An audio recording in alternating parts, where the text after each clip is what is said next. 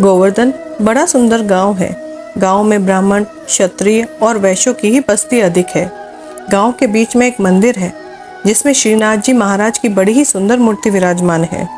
उनके चरणों में नुपुर, गले में मनोहर वनमाला और मस्तक पर मोर मुकुट शोभित हो रहा है। घुंघराले बाल है, नेत्रों की बनावट मनोहारिणी है और पीतांबर पहने हुए हैं। मूर्ति में इतनी सुंदरता है कि देखने वालों का मन ही नहीं भरता। मंदिर के पास ही एक गरीब ब्राह्मण का घर था। ब्राह्मण था गरीब, परंतु उसका हृदय भक्ति में रंगा हुआ था।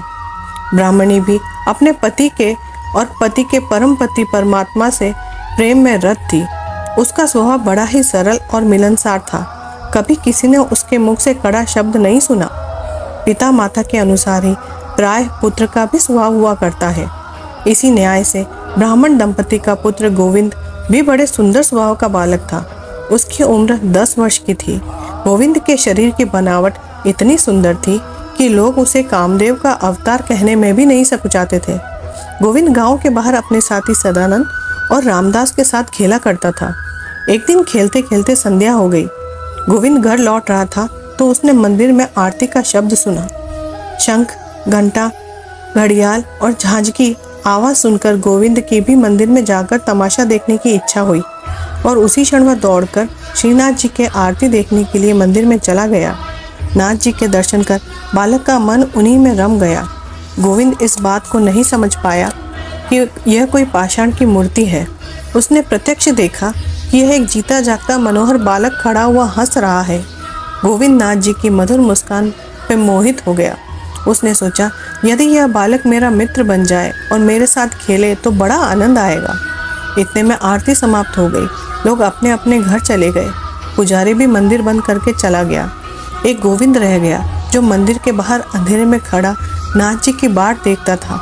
गोविंद ने जब चारों ओर देखा, ये जान लिया कि कहीं कोई नहीं है, तब उसने किवाड़ों के छेद के अंदर झांककर अकेले खड़े श्रीनाथ जी को हृदय की बड़ी गहरी आवाज से गदगद कंठ को प्रेम पूर्वक पुकार कर कहा, नाथ जी भैया, क्या तुम मेरे साथ नहीं खेलोगे? मेरा मन तुम्हारे साथ खेलने के लिए बहुत छटपटा रहा है। भाई आओ, देखो कैसी चांदनी रात है। चलो दोनों मिलकर मैदान में गुल्ली डंडा खेलें।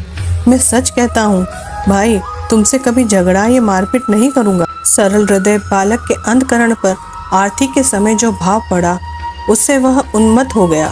परमात्मा के मधुर और अनंत प्रेम के अमृतमय मलय वायु से गोविंद प्रेम मग्न होकर मंदिर के अंदर खड़े हुए उस भक्त प्राणधन गोविंद को रो रो कर पुकारने लगा। भक्त के प्रेम में वश हुए भगवान को खींच लिया। गोविंद ने सुना, मानो अंदर से आवाज आती है, भाई चलो आता हूँ, हम दोनों खेलेंगे। सरल बालक का मधुर प्रेम भगवान को बहुत शीघ्र खींचता है। आज गोविंद की मतवाली पुकार सुनकर उसके साथ खेलने के लिए मंदिर से बाहर चले आए। नाथ जी हंसते हुए गोविंद के पास आकर खड़े हो गए। गोविंद ने बड़े प्रेम से उनका हाथ पकड़ लिया। आज गोविंद के आनंद का ठिकाना नहीं है। वह कभी श्रीनाथ जी के मुख कमलों को देखकर मतवाला होता है, तो कभी उनके कर कमलों का स्पर्श कर अपने आप को धन्य मानता है। कभी उनके निकिले नेत्रों को निहार कर मोहित होता है, तो कभी उनके सुरीले शब्दों को सुनकर फिर सुनना चाहता है। गोविंद के हृदय में आनंद समाता नहीं। बात भी ऐसी ही है। जगत का समस्त सौंदर्य जिसकी सौंदर्य राशि का एक तुच्छ अंश है, उस अनंत और असीम रूप राशियों को प्रत्यक्ष प्राप्त कर ऐसा कौन है जो मुक्त नहीं होगा। नए मित्रों के साथ लेकर गोविंद गांव से बाहर आया। चंद्रमा की चांदनी चारों ओर छिटक रही थी। प्रियतम की प्राप्ति से सरोवरों में कुमुदिनी हंस रही थी। पुष्पों की अर्ध विकसित कलियों ने अपनी मंद मंद सुगंध से समस्त वन को मधुमय बना रखा था। आज मानो प्रकृति सज धज कर भक्ति पूरित पुष्पांजलि अर्पण करने के लिए पहले से ही तैयार थी।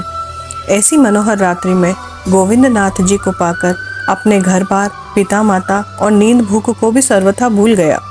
दोनों मित्र बड़े प्रेम से तरह तरह के खेल खेलने लगे। गोविंद ने कहा था कि मैं झगड़ा या मारपीट नहीं करूँगा, परंतु विनोद प्रिय नाथ जी की माया से मोहित होकर वह इस बात को भूल गया। खेलते खेलते किसी बात को लेकर दोनों मित्र लड़ पड़े। गोविंद ने क्रोध में आकर नाथ जी के गाल पर थप्पड़ जमा दिया और बोला कि फिर कभी मुझे खिजाया तो याद रखना मारते मारते पीठ लाल कर दूंगा। सूर्य चंद्र और अनल अनिल जिसके भय से अपने अपने काम में लग रहे हैं, स्वयं देवराज इंद्र जिसके भय से समय पर वृष्टि करने के लिए बाध्य होते हैं, और भयाधिपति यमराज जिसके भय से पापियों को भय पहुंचाने में व्यस्त है, वही त्रिभुवननाथ आज नन्हे से बालक भक्त के साथ खेलते हुए उसकी थप्पड़ खाकर भी कुछ नहीं बोलते हैं। धन्य है। नाथ जी रोने लगे और बोले, भाई गोविंद, तुमने कहा था ना कि मारूंगा नहीं, फिर मुझे क्यों मारा? नाथ जी की इस बात को सुनकर और उनको रोते देखकर गोविंद का कलेजा भर आया। उसने दौड़कर नाथ जी के आंसू पोंछे, उन्हें अपने गले लगा लिया और बोला, भाई रो मत, तू मुझे बहुत ही प्यारा लगता है, तेरी आंखों में आंसू देखते ही मेरा कलेजा फटता है। दोनों फिर खेलने लगे। रात अधिक हो गई थी। भगवान ने ये सोचकर कि इसके माता पिता बड़े चिंतित होंगे, अपनी माया से गोविंद के हृदय में घर जाने के लिए प्रेरणा की। गोविंद ने कहा, नाथ जी, बड़ी देर हो गई है, मैं घर जाता हूँ, अब कल फिर खेलेंगे। नाथ जी ने अनुमति दे दी। गोविंद घर चला गया और अनाथों के एकमात्र नाथ श्रीनाथ जी अपने मंदिर में चले गए। प्रतिदिन इसी प्रकार का खेल होने लगा। गोविंद इस नयन मनमोहन नए मित्र को पाकर पुराने दोनों मित्रों को भूल गया। एक दिन श्रीनाथ जी महाराज खेलते खेलते गोविंद को दांव न देकर भाग गए।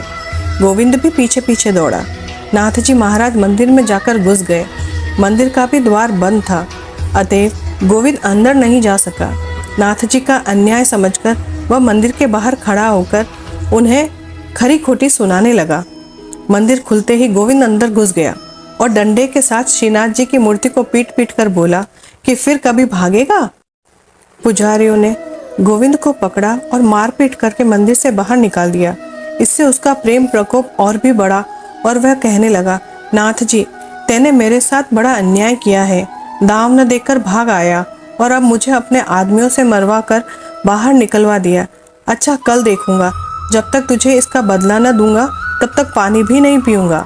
यूँ कहकर गोविंद रूठकर चला गया और जाकर गोविंद कुंड पर बैठ गया। इधर मंदिर में भोग तैयार होने पर पुजारी को प्रत्यादेश हुआ कि तुम लोगों ने मेरे जिस भक्त को मारकर बाहर निकाल दिया है, वह जब तक नहीं आवेगा तब तक मेरा भोग नहीं लग सकता है। उसके अंग पर जो मार पड़ी है वह सब मेरे शरीर पर लगी है। पुजारी को क्या पता था कि यह भक्त और भक्त वत्सल अभिन्न होते हैं। खैर, पुजारी जी बड़े हैरान हुए, दौड़े और खोजते खोजते कुंड पर गोविंद को पाकर कहने लगे, भाई चलो, नाथ जी ने तुम्हें बुलाया है, वे तुमसे हार मानते हैं और फिर तुम्हारे साथ खेलने का वादा करते हैं। ब्राह्मण के वचन सुनकर गोविंद ने कहा, जाता तो नहीं, वही मेरे पास आता और जब मैं उसे खूब पीटता तभी वह सीधी राह पर आता। अब जब कि उसने हार मान ही ली है, तब चलो, चलता हूँ। यूँ कहकर गोविंद मंदिर में गया और विजय गर्व से हंसता हुआ बोला, क्यों नाथ जी, फिर कभी करोगे ऐसी चतुरी? अच्छा हुआ जो तुमने हार मानकर मुझे बुला लिया, नहीं तो ऐसा करता जो जन्म भर याद रखते। गोविंद की ये बातें कह तो दी, परंतु जब श्रीनाथ जी का मुख उदास देखा तो उसके सरल हृदय में बड़ी वेदना हुई। वह बोला, भाई, तुमने अभी तक भोग नहीं लिया? क्यों नहीं लिया? तुम्हारे मुख को उदास देखकर मेरे प्राण रोते हैं। भाई, फिर कभी तुम्हें नहीं मारूंगा, तुम्हारी उदासी मुझसे सही नहीं जाती। मैं तुमसे अब नहीं रूठूंगा, तुम राजी हो जाओ और भोग लगाओ। मंदिर के द्वार बंद हो गए। नाथ जी प्रत्यक्ष होकर बोले, भाई, तुम भी तो भूखे हो, आओ दोनों मिलकर खाएं। नाथ जी का प्रसन्न मुख देखकर गोविंद का मन सरोज भी खिल उठा। दोनों हंसने लगे। आनंद की ध्वनि से मंदिर भर गया। गोविंद के हाथों से बिक गए। अकस्मात द्वार खुले। गोविंद ने दिव्य चक्षु प्राप्त किए और उसे केवल नाथ जी ही दिखने लगे। बोलो भक्त और उनके भगवान की जय। जय श्री कृष्ण। राधे राधे। अगर आपको ये कहानी पसंद आई है तो इस वीडियो को लाइक और चैनल को ज़रूर सब्सक्राइब करना।